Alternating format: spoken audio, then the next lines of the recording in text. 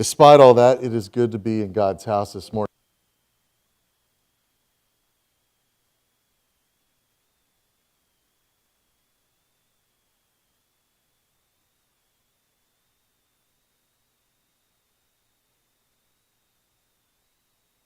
What Jack said, kind of give you a roadmap, kind of moving forward for at least the next couple of months.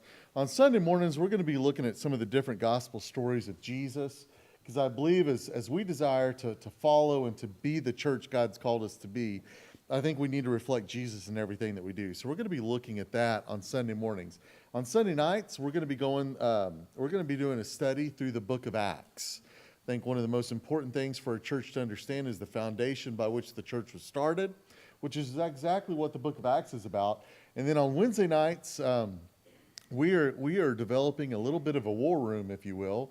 We're just praying for God to strengthen his church here. And we're going to do a little devotion each week over the book of Nehemiah, and then spending some time in prayer, in immense prayer. And, it's interesting. Boy, if you want to get the church house empty, you just call a prayer meeting. It's just kind of the way things go, and unfortunately, sometimes we have a tendency to resort to prayer when there's nothing else to do. But I'm going to tell you here and right now, when we get on our knees before the Lord as a congregation, God responds. That's an equation formula that we see throughout Scripture. So that's what we're going to be doing on Wednesday. I encourage you. I know different things happen.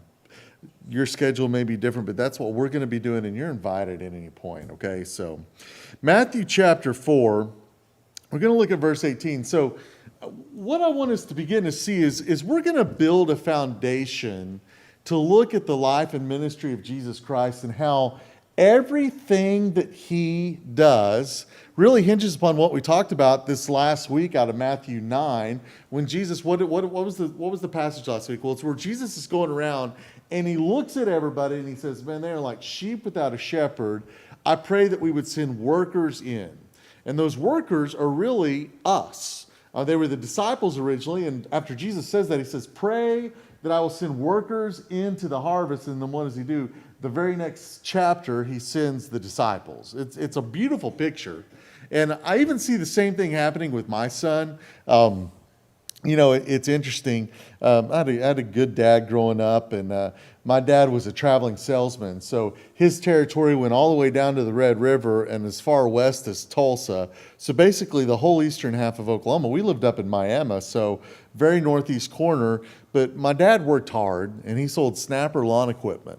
And that meant a lot of these, we don't see a lot of these anymore, but like hardware stores and small engine shops and everything, they would be his dealerships, and he'd go by and he'd sell them mowers, and then they'd turn around and sell them. And as a result, my dad, he loved working in the yard. He sold lawnmowers, so he loved using them. And even today, that's what I find myself loving to do. He didn't work on cars. I don't know how to work on cars. I'd love to, but I just, there's certain things that we're never taught. But what we do as parents is we tend to teach our kids naturally what we're good at and what we like. It's funny, don't make fun of me. I love maps. I just do. If I'm bored or just trying to waste time, I love getting on my phone and looking at maps and where things are and roads and all that and geography. And we still laugh. My in-laws took my middle son Scout to Disney World. I think he was about 4 or 5 years old. I can't remember. That's pretty pitiful. But anyway, they took him to Disney World and they snapped a picture because he was on the bed looking and studying a map of Disney World. And my mother-in-law said, you've got to know this kid is Derek's son. What other 5-year-old would be looking at a map? Anyway, there's things that we pass down. Well, listen, Jesus is passing down the knowledge he has of ministering to other people to his disciples, in order that they would then take that and pass that down to their disciples. And it's these transferable concepts. That's why it's so important. My wife, if you ask her one of her treasured books, her grandma Fulton died when she was about 5 years old. And what she remembers of her grandmother, she died, unfortunately, way too early. But what Charlie remembers is she was always in the kitchen taking care of other people. So when we got married, one of her aunts put together all of her mama's recipes into a binder. And if you ask Charlie, what's one of your treasured possessions, she would tell you right now. If she was here right now, she had to be at work today. But if she was here right now, she would tell you my mama's recipes. She loves making them. And can I tell you, there's one recipe that just cracks me up. Her dad loves it. Because until Charlie started making it, he didn't even have it until his mama passed away, right? But it's vinegar pie. I'm not making that up. It smells as bad as you would think it would whenever she makes it, but her dad loves it. Why? Because it's something he remembers from his childhood, because back in the day, they didn't have a lot of thing. One thing they did have was vinegar and flour and right? But the point is, there's things that you can even remember from your childhood that still stay with you. I can still tell you what my Grandma Radford's kitchen smelled like. I can still tell you what it was like to go out on the boat with my Papa Radford. There's all these different things that I can pull back, that I can tell you the exact surroundings, and that's what I believe we see in the life of Jesus with the disciples. So let's take a look at that real quick right here in Matthew chapter 4. Look at verse 18. It says, and this is, by the way, this is right after Jesus starts his public ministry. Matthew talks about that in the previous passage. In verse 18, it says, as he, Jesus, was walking along the Sea of Galilee, he saw two brothers, Simon, who is called Peter, and his brother Andrew. They were casting a net into the sea, for they were fishermen. Follow me, he told them, and I will make you fish for people. Immediately, they left their nets and followed him. Going on from there, he saw two other brothers, James the son of Zebedee and his brother John. They were in a boat with Zebedee their father, preparing their nets, and he called them. Immediately they left the boat and their father, and followed him. In the next verse it says, now Jesus began to go all over Galilee, teaching in the synagogues, preaching the good news of the kingdom, and healing every disease and sickness among the people. So let's stop right there. A couple of things that we see right here immediately is the nature in which Jesus desires to draw people in to be a part of what he does. We have to understand this. We have a bad habit within God's church to think that it's the pastors, it's the leaders that are meant to do the work. But I'm going to tell you this, and I want you to hear me. You're going to get sick of me saying this. The pastor's job is to put himself out of business. The pastor's job is to equip the saints to do the work, which means, and I say this all the time, in a healthy church, the pastor should not be the one preaching every single week. He should be equipping other people to do that. There should be more and more people going out and sharing the gospel. That is not the pastor's job. Years ago, the people would say that. Well, if you need to visit somebody at home, call the pastor. That's his job. And I tell people, if you want me to make a visit, I'll do that. I'm going to visit. But there may be times I ask one of you to come along. Because the truth of the matter is, Jesus gives us a model to include more and more people in what happens. So here's what I want to do. I want to take these verses, because God's Bible is truth, and I want to walk through this and see how this instructs us about what the mission of the church is. So go back to verse 18. It says, as he was walking along the Sea of Galilee, he saw two brothers, Simon and his brother Andrew, and they were casting a net into the sea, for they were fishermen. Now it's interesting because in the process of this, sometimes we have these beautiful just pictures of what it means for God to work in our lives. And movies don't help. I think the Hallmark Channel has actually done more damage to the ministry of God than anything else, because we see in the movies these wonderful moments where God just kind of shows up and it's just glorious. Can I be really honest? If I go back and look at my life when I felt the presence of God the most, it's not been the pretty times. It's been where either I had nowhere else to turn, or in the midst, I've got more going on than I could possibly imagine, and God shows up right there in that moment. That's what happens right here. The fishermen, what are they doing? They're fishing. They're at work. They're clocked in. And Jesus is walking along the sea. He knows where they are because God knows everything. And he meets them exactly where they are in that moment, right there. So here's what you can expect. Anytime God is working in your life, it's not the special moments. Chances are it's not even on Sunday morning, but it's exactly where you are that God is going to meet with you and connect with you and instruct you and give you guidance. That may happen in the pew, but can I just tell you, God is everywhere and he's always speaking to us. Now, his timing is perfect, but that's just how it works. I've had since Christmas, I told Charlie this the other day, there's been so many divine appointments within my life just since Christmas where God has just set things up perfectly, where I've shown up, I've just shown up at the right place at the right time, which usually doesn't happen for me. I've got terrible timing. My wife will tell you that. But the truth of the matter is God's just orchestrated things where I've met people exactly where they are, where they just needed a word of encouragement, a word of prayer, whatever the case may be. And the main reason that happened is I'm not blowing my own horn here, but when I heard God telling me to do something, I responded. And here's what we see, right? We see this. Follow me, he told them, and I will make you fishers of men. Immediately, they left their nets and followed him. I can't tell you how many times I've told someone, hey, listen, I just want to let you know, we need somebody to work with the kiddos. And you want to know the number one response I get when I ask that? Well, let me pray about it. Can I just tell you, within the church, that has become I'll use this example. If I were to tell Scott, if Scott were to ask me something and I would say, hey, we'll see, he'll usually turn to his little brother and go, that means no. When someone tells me, I tell you what, Pastor, I'll pray about it, that's like my we'll see with the boys.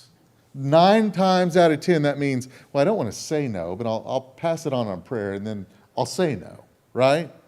Now, I'm not being hateful, and I'm not being mean-spirited. I'm just being really honest. That happens so often, but it's interesting because this is what I love about this. Verse 29, Matthew is very specific in what he says. He says, immediately they left their nets and followed him. They didn't even have to pray about it, and this is why, if you go back to verse 19, what does he say? This is Jesus' invitation to them. He says, follow me, he told them, and I will make you fish for people. It's interesting because they're fishermen by nature, so they got to love it. They got to love it. They love their work. They're out there. They're working. They're doing it. Jesus meets them where they are, and he says, listen, you've got a gift right now with fishing. I tell you what, you're good at fishing for people, or you're good at fishing for fish. I'll make you good at fishing for men. This is what's even more powerful about that. If you go back to Jesus' time, students pursued the rabbi. Students pursued the teacher. So in other words, if I want to go and follow a teacher, it is my job as a student to go and sit at their feet. But Jesus turns it around. This would have been completely upside down to them. But here's what happens with Jesus. The teacher goes to the student and pursues them. So think about this. They're out there working. All of a sudden they see this guy. And I've got a feeling because in the previous passage there, Matthew talks that Jesus had already begun his public ministry. I think that if I'm guessing, and this is just a guess from Derek, okay, so don't take this down as complete truth. I think they had heard about Jesus. I think word had already gotten around a little bit. This is just my opinion. But I think that's what makes this a little extra special to me. It's good just in and of itself. But as soon as Jesus responds, Jesus comes to them. He goes out of his way. He travels to the sea where they are. He goes to where they're working. He's not even intimidated by the fact that they're busy. And he extends the invitation, and immediately they respond. This is how this is so powerful. Can I just tell you, God desires to use you and me as a part of his plan. But here's the more exciting part about that. He pursues us exactly where we are, despite all the crud that we bring to the table. We have nothing to bring to the table other than the gifts, the talents, and the personality that God has blessed us with to begin with. So, what's their gift? Well, they're good at fishing. What does God say in that moment? Jesus says, listen, follow me, and I will make you fishers of men. And immediately they go. And he raises the stakes a little more. Going on to verse 21, he says, going from there, he saw 2 other brothers, James the son of Zebedee with his brother John, and they were in a boat with Zebedee their father, preparing their nets, and he called them. So first we see just two brothers working, but this time we see two brothers, but they're with dad. Think of it as Zebedee fish service, right? Everything that he has is going to be passed down to the son. There's plans in place. I can only imagine the business plan. They were probably extremely successful because there were three of them and what they were doing. But even in that, what happens? Jesus pursues them, but the stakes are a little higher because dad's right there. There's expectations on what's going to happen with the boys, right? But what happens? Verse 22, immediately they left their boat and their father and followed him. And it's interesting. Verse 24, now Jesus began to go all over Galilee. So he gets those first four disciples, and then he starts going out about. Listen to me very closely. God's plan that we see demonstrated through the person of Jesus is to proclaim his goodness through us. He could decide it to do any way that he wants, but he desires to use his people as the mouthpiece and the example. That is why church ministry is so important. Because it's about Jesus using us, meeting us where we are, and then teaching us. And here's the linchpin. We have to be observant and obedient in order to be used. So I took some notes down. Jesus met them where they were. But here's really where it's at. It required courage on their part. In other words, they had to decide if they were willing to leave their comfort zone, what they were good at, their source of income, all of that. And as far as we know, Peter's the only one that had a family to provide for. So even in that moment, he's got to decide, can I follow this guy? We're not completely sure that they when they followed Jesus, that they completely stopped fishing. But regardless of that, it required commitment because it was changing their life. And that took courage. Because they were leaving everything that they knew, everything that was secure for them to follow. So it took courage, but it also took sacrifice, because at the same time, any time that I make a decision to follow Christ, it affects four other people, namely my family. And I know this, anytime I pursue God, it's going to benefit my family, but that doesn't mean it's going to be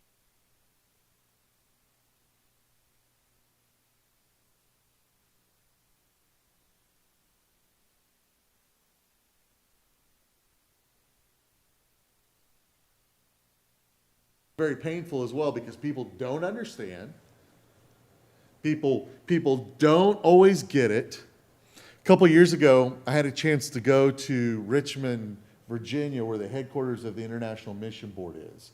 And where I stayed, so when our missionaries feel called to go into missions and they're selected to go into missions, they call it the farm. There's a place just outside of Richmond that they send our missionaries to be trained in what to expect, language school, all of that. But they also help their entire families go through the process of what it means to serve where they are. I had a chance to go out there. They took about 8 or 9 directors of missions from across the country out there. They do this a few times a year. We get to eat with them. So with every group, every training session that they do, there's about 250 people when you add all the families. So you usually have a mom and a dad and their kids. So I'm sitting at a table and I'm talking to these missionaries. A couple of them were from Oklahoma. By the way, Falls Creek is still the #1 source of our international missionaries from the Southern Baptist Convention. Praise God. Oklahoma Baptist University is the second. So there's a lot of Oklahomans in Richmond preparing to go on the mission field. And I'm talking to this little boy. He's a year older than Sawyer, 6 years old. And I'm talking to him at supper. And we're just having a good little time, and then I go, hey, so where are you going to be going? And he puts down his fork, and he looks up at me, and he goes, sir, I apologize, but I'm not allowed to tell you for security concerns. And he wasn't. They were going to a country where they're not allowed to tell us where they're going because of security concerns. And I mean, it hit me like a ton of bricks. The 6-year-old boy knows that. And because of the decisions mom and dad made, his life's about to get turned upside down. What's more interesting is the International Mission Board has now started a program for grandparents. So if you have a grandchild that is on the mission field with their parents, They 2 times a year they do a retreat in Richmond now, because grandparents are struggling with the fact that they don't get to see their grandkids because they're around the world. And it may be 2, 3, 4 years at a time before they get to see their grandkids again, depending on where they're positioned. That takes sacrifice. And those are people that we support right here through the cooperative program and that we team up with to pray for. And they're telling the gospel around the world. They're sharing the gospel. So it takes courage, it takes sacrifice, but it also takes acceptance. Every single one of us have to come to a place where we ask Jesus Christ into our heart to be a believer. But once we do that, then there's that daily decision we have to decide whether we're going to follow God each and every day. So it requires courage, it requires sacrifice, but it also requires acceptance and obedience on our part to decide, are we going to continue to follow him where he leads? And can I just tell you, for the most part, we always talk about going around the world. It just starts right now with our neighborhood, with our neighbors, with our community. I believe God right now, the biggest thing that he wants from Rexroad Baptist Church is just absolute love for our neighbors and our communities in which we are. Wilson, Ringling, Hilton, Lone Grove, we're right here, Western Carter County. God simply wants us to be obedient and loving to the people around us. But here's the one thing that I know, the one thing that is demonstrated time and time again through the mission and ministry of Jesus Christ is, and listen to me, you cannot stay where you are and follow Jesus. Now that doesn't mean physically, of course. That doesn't mean you can't, I'm not asking you to put your house up for sale. That's not what I'm talking about. But you cannot stay where you are and follow Christ. In other words, it always requires us to move to where he is leading. I was discipled, I've told you this, and I'm going to continue to tell you this. I was discipled through experiencing God. The Bible study by Henry Blackaby, and the main question that is always asked is, look and see where God is moving in your life and join him. Look and see where God's moving. So as a church, that's one of the things we're going to be doing. What are some ministries that we can do right now? Obviously, we're limited. That's okay. That's not a bad thing. We're limited in what we can do, but there are things that we can do. So let's jump in and do those things. And everybody here can contribute to that. And you cannot stay where you are and follow Jesus. And that's tricky. I think when I hear statements like that, this is what I think of. I think of Nicodemus, when Jesus said, listen, you got to be born again. And Nicodemus, who, by the way, is one of the most educated men in Israel, and he looks at Jesus and goes, I've got to be born again, so I've got to get back in my mom's womb. He could not wrap his mind around that. And the same problem happens with us as believers. When we say, okay, Derek, okay, you're telling me I can't stay where I am and follow Christ. What are you at? I'm simply saying, are you willing to follow? And if you're willing to follow, then it doesn't matter where God leads. If you're willing, you'll follow. But the first question we have to ask ourselves is, are we willing? The disciples right here demonstrated that. Jesus called, they responded, they were willing. He did not give them a blueprint of what lied ahead.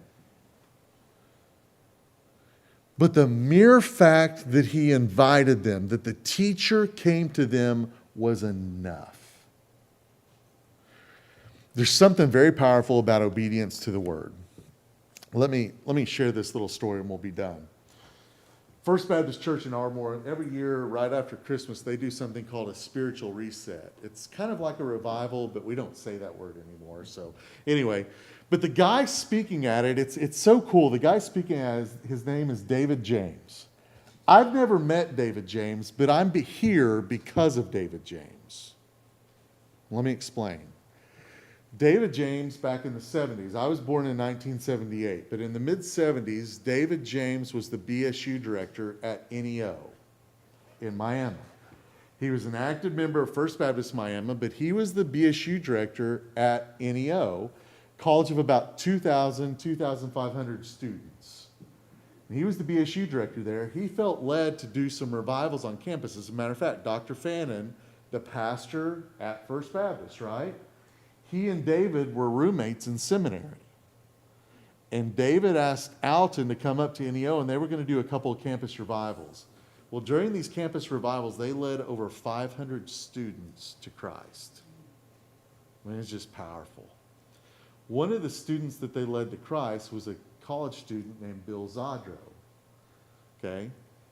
Bill grew up Catholic, and I say grew up Catholic, never went to church, got there, got led to Christ, and was so hungry for the Word. He had never read the Bible. He read the Bible through completely in about 2 weeks and felt God call him to ministry. Bill ended up becoming the BSU director after David. So David goes on to become the state BSU director for the Arkansas Convention. Bill takes over the BSU there at NEO and does the same thing, continues to lead students to Christ. Another person that David led to Christ on campus was a guy named Steve Weitzel. Steve was one of my mentors at First Baptist Miami. I worked for Steve when I was in college. Steve and his wife owned a donut shop.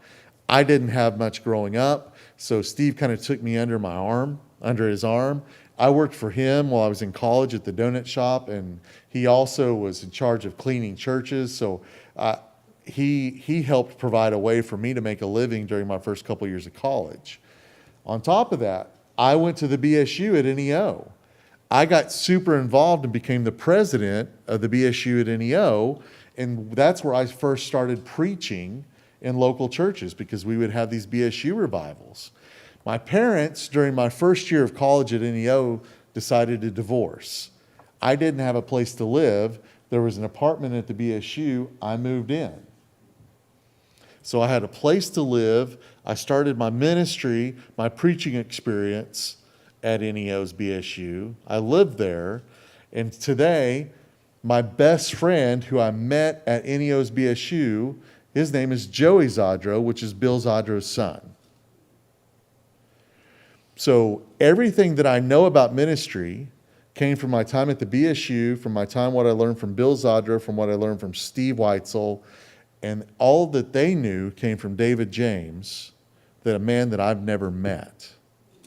Listen, God takes your faithfulness where you are and does God-sized things with it. You may tell me, Derek, listen, you don't understand. I can't offer anything that amounts to a hill of beans. Listen to me very closely. God will take your faithfulness and change the world. We only need to be obedient. And if you ask me, Derek, what does obedience look like? Look back at this passage, the response of the disciples. Would you bow your heads?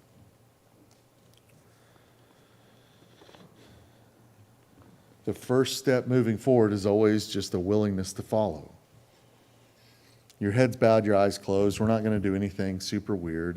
I don't believe in extended invitations, but I just have to ask you, what is your response based on God's word today? That's what our invitation is always going to be about. In other words, what does God want from you today? And it may be as simple as where you are, that you just kind of recommit yourself. God, help me look around for where you're working in my life. Some of you may be coming today and you just go, Derek, if I could describe to you what my week actually looks like, it would make the hair on the back of your neck stand up. And can I just tell you, that may be the case. And you're never going to find judgment with me. And I pray that you never find judgment with your church family here. But here's what I'm telling you. God takes broken pieces and does beautiful things. And your life experience, the good and the bad, will shape and contribute to your ability to minister to other people where they are. Never let the devil tell you you're not useful for the kingdom. So as we respond today, it may just be where you're at. You just need to recommit yourself to being obedient when God calls. It's that simple. But this is our time to respond today. Father, I pray that you would meet every one of us exactly where we are, Lord. That we would understand that all of us in this room, all of us watching online, we have the ability to make a difference in a lost world and in our church, God.